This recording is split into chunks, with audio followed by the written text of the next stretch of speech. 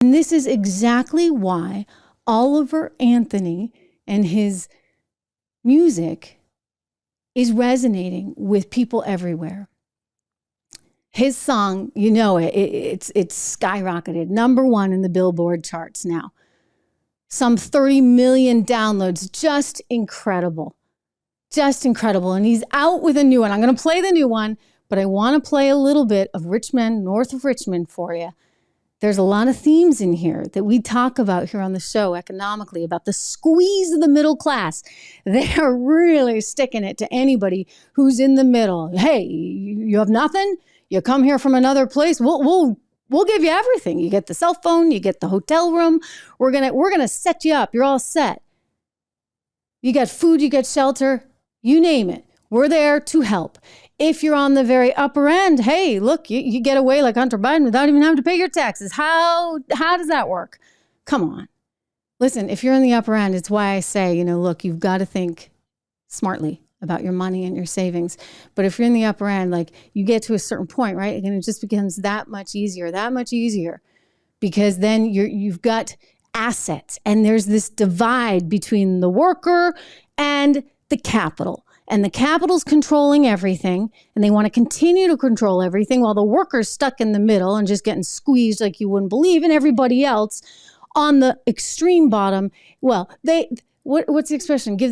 Let them eat cake, right? That's kind of the 1% mentality on that. Let them eat cake. They give them a little something just to kind of keep them down on the farm, so to speak. Well, this is one farmer, Oliver Anthony, who's had it. And his music resonates. And the left hates it. New song coming up, but first this one, a little bit. Well, I've been selling my soul, working all day, overtime hours for bullshit pay, so I can sit out here and waste my life away, drag back home and drown my troubles away. It's a damn shame what the world's gotten to. People like me, people like you, wish I could just wake up and it not be true, but it is. Oh, it is, living in the new world with an whole soul. These rich men north of Richmond, Lord knows they all just wanna have total control. Wanna know what you think, wanna know what you do.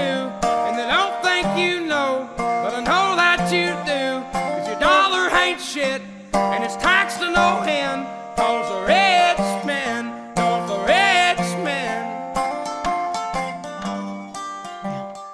So I'm not going to play all of it because I want to encourage you to go and listen to him.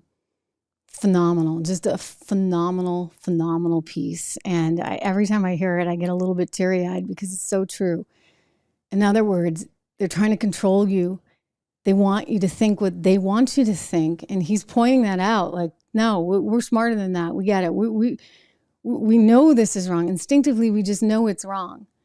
And then they tax you to death, and inflation is through the roof. I mean, all of these things. This guy is resonating in ways that the left didn't anticipate because, right, they control everything. They control government. They control Wall Street with their ESG stuff. They control entertainment and the record industry. And this guy comes out of nowhere, literally nowhere. He's a farmer and says, you know what? I'm going to write this song and I'm going to write this music. I'm going to put it up on YouTube.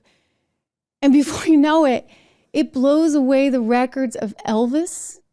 It blows away the records of the Beatles on their debut albums. And that is, my friends, the power to the people. This is proving over and over again, whether it's Bud Light, whether it's Target, whether it's Oliver Anthony, that the people have a voice and the libs hate it. The liberal reaction is off the charts, angry to this guy. Here's one article in The Independent. Do Republican anthems have to be quite so terrible as rich men north of Richmond?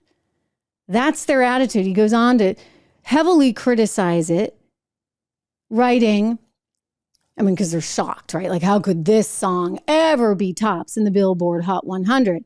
Well, fans of the song, this author writes, have hailed it as giving a voice to the disaffected working class. It has. It absolutely has. And that's what they're so bothered by, because they're supposed to control that narrative, right? They want their artists to be able to voice what they want. He says, leaving aside the politics, the song is just not great.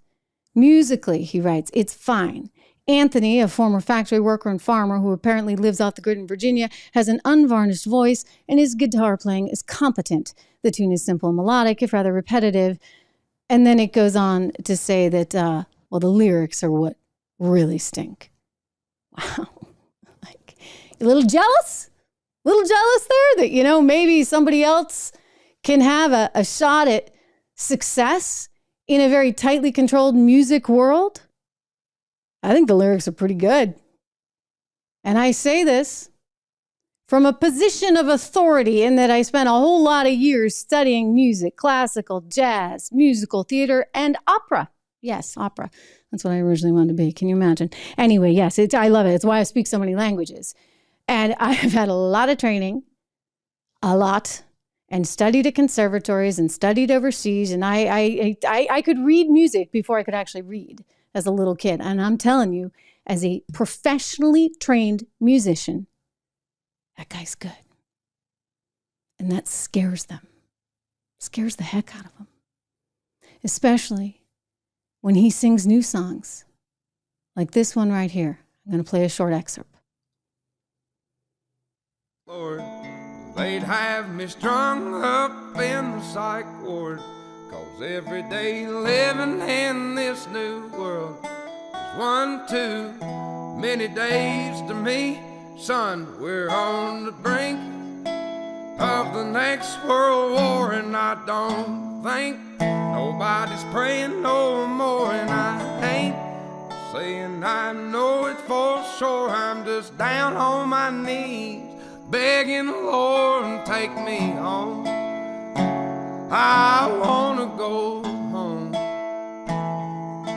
I don't know it. So again, I'd love to play the whole thing, and I don't even know what the rules entirely are on this, but the title of the song is I Want to Go Home. And out of respect to the artist here, I want you to go and find his original channel and listen to it there. It's terrific. But you see, this is all tied together. It's all tied together. The Americans want something real. They want people who care about them. They want people that understand them. They're getting tired of the nonsense and the facade and it's whatever you feel like. But it's not even whatever you feel like, because they're jamming it down our throat in a way that doesn't really feel that comfortable. I say this because you know what? Americans are some of the most accepting, wonderful, kind, empathetic individuals on the planet. But when you push them too hard, and when you ask them to accept total, utter nonsense and to prioritize everyone else except themselves and their families, you've lost them. The left has lost America. And I think you're going to see more and more proof of that in 2024. Thank you for being here.